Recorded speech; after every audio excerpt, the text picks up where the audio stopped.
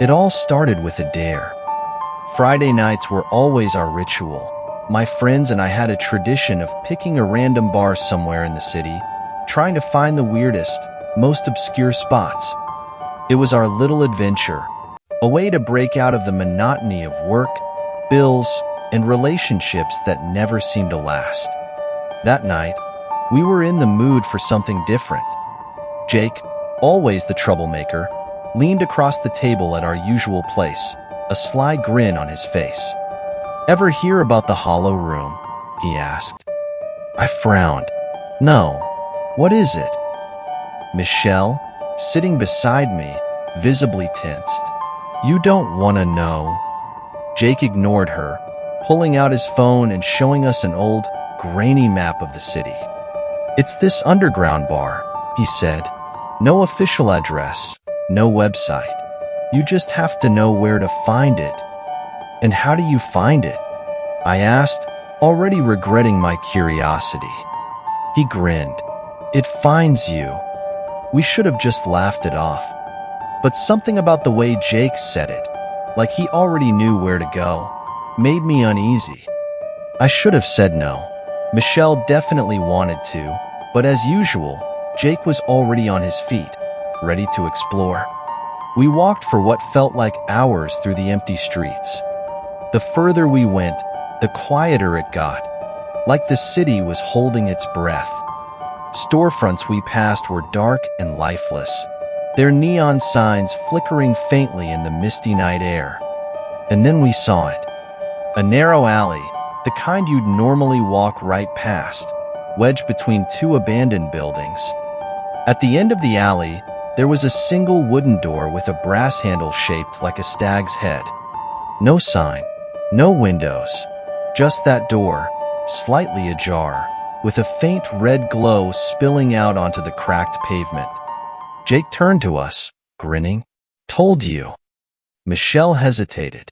"I don't like this." But Jake was already pushing the door open, and despite every instinct in me screaming to walk away, I followed. The moment I stepped inside, the air felt wrong. The scent of old leather, aged whiskey, and something faintly metallic lingered in the dimly lit space. The place was nearly silent. No clinking glasses, just the low hum of a ceiling fan spinning slowly overhead. The layout was strange. The bar stretched far deeper than it should have, disappearing into the shadows at the far end of the room. The walls were lined with dark wooden shelves stacked with dusty bottles, none of which had any labels. But it was the patrons that unsettled me the most. They sat scattered across the bar, but none of them were drinking. Their faces were barely visible in the flickering candlelight, but their eyes, they seemed too dark, too hollow. Not one of them looked our way, but I felt their attention, like they were waiting for something. And then there was the bartender. Tall, thin, with slicked back hair and sunken cheeks, he stood behind the bar with an expression that could only be described as expectant. Without a word, he poured 3 drinks and slid them toward us. The liquid inside was darker than anything I'd ever seen, almost black, with an oily sheen that shimmered in the dim light. Jake lifted his glass. "Cheers." Michelle hesitated. "Jake, maybe we shouldn't." But it was too late. Jake downed his drink, and I reluctantly followed. The taste was indescribable, bitter, smoky, with an aftertaste that reminded me of rusted metal. The second it hit my tongue, I felt it. Something shifted. The bar tilted slightly, or maybe it was just me. The lights flickered, and for the briefest second, I thought I saw something moving in the corner, something hunched and crawling. But when I blinked, it was gone. Michelle put her glass down, her hands shaking. "I don't like this place." Jake, as usual, was grinning like an idiot. "Relax," he said. "It's just a gimmick." But I wasn't so sure. I glanced around again, and this time I noticed something chilling. The other patrons, the ones sitting in the shadows, They weren't people. Not really. Their skin was stretched too tight, their faces blurred, like they were stuck in between something human and something else.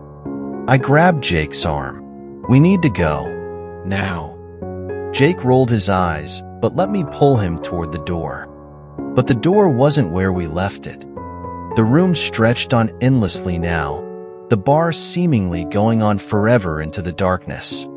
The ceiling fan spun slower, and the hum it made started to sound like whispering. Michelle's breathing grew rapid. "Where's the door? Where the hell is the door?" We stumbled through the space, past the unmoving figures that sat like statues at their tables.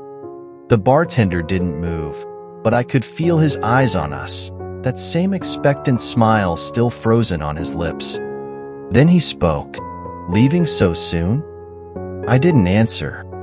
We just kept running until, finally, we saw it. The door, slightly ajar, that faint red glow still seeping out. We burst through it, into the alley, gasping for breath. We turned back to look, but the bar was gone. Just an empty alley, nothing but a brick wall where the entrance had been. We never spoke about that night again, at least not for a while. But weird things started happening. A week later, I found something in my coat pocket, a matchbook with the hollow room written on it in faded gold letters. I know I didn't take it. Michelle started complaining of strange dreams. Dreams about endless hallways and whispered voices calling her name. Jake?